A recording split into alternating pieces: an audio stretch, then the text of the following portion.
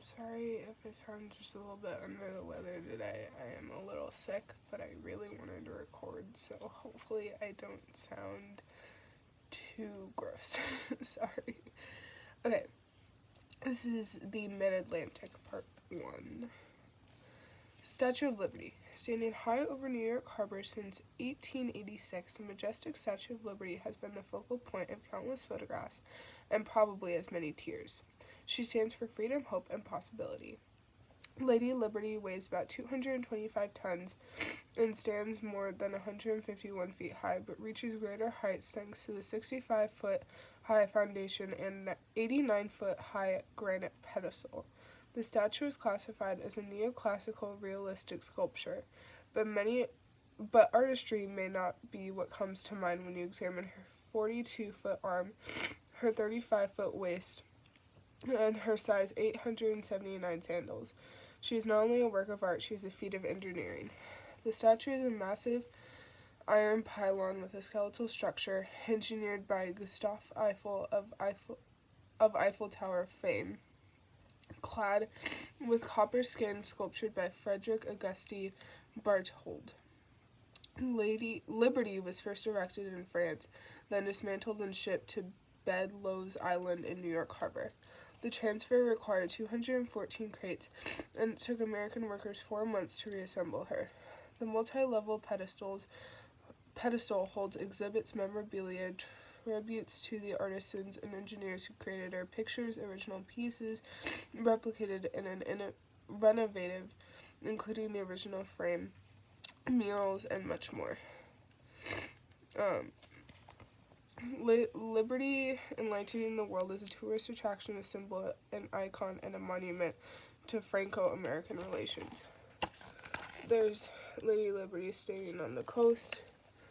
There's a close-up of her face, and then I'll hold this up for a second in case you want to pause and read some of the statistics about her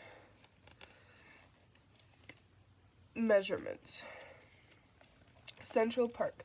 Central Park is a jogging, picnicking, bicycling, and recreational center of life in Manhattan.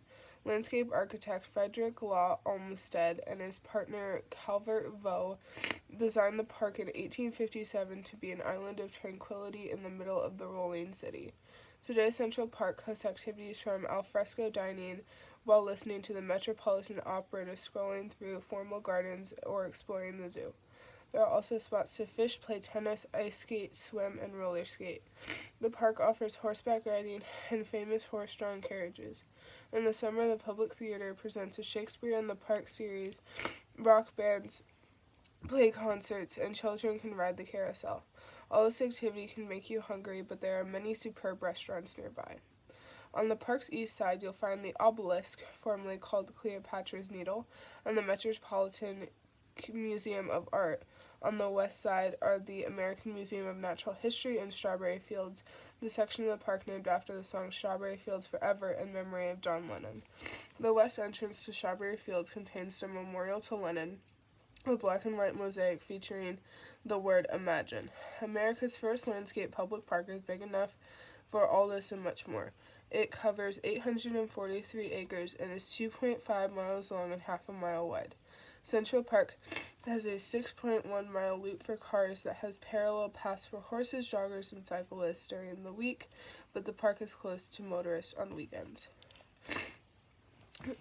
The top picture that I'll show first is a haven in the midst of the concrete and crowds of metropolitan New York City.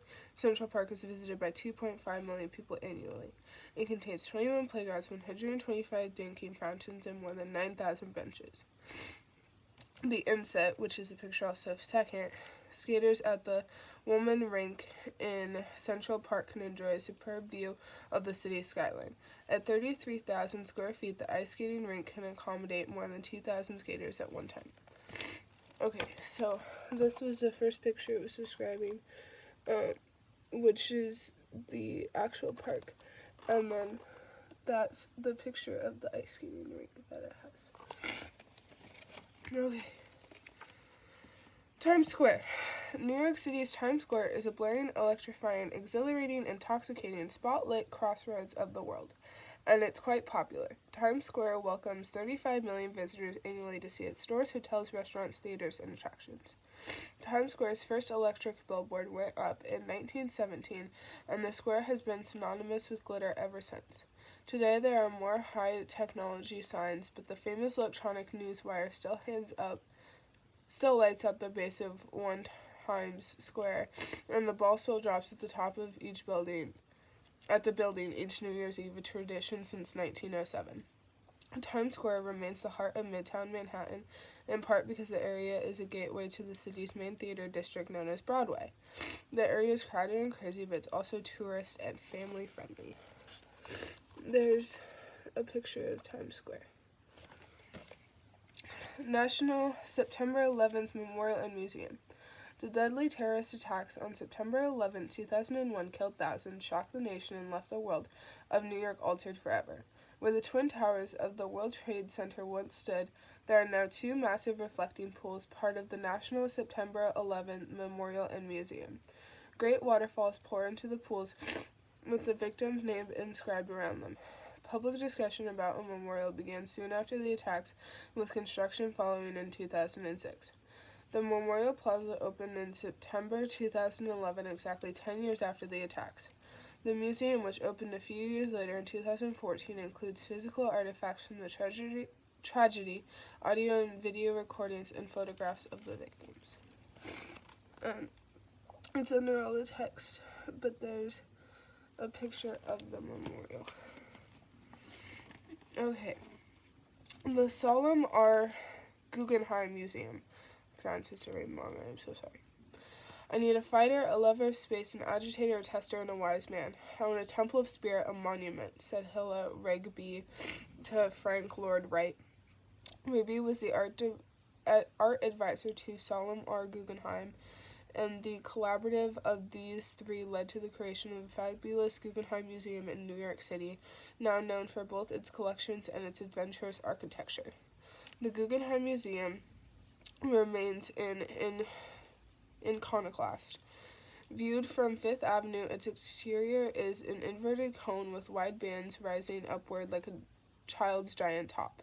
Inside, the museum contains an atrium and a spiral ramp where visitors view artwork from a perspective that can be dizzying. Despite its impressive permanent collection of works by Kandinsky, Glee, Calder, Picasso, Rousseau, and many more, visitors sometimes find it relief to return to the atrium.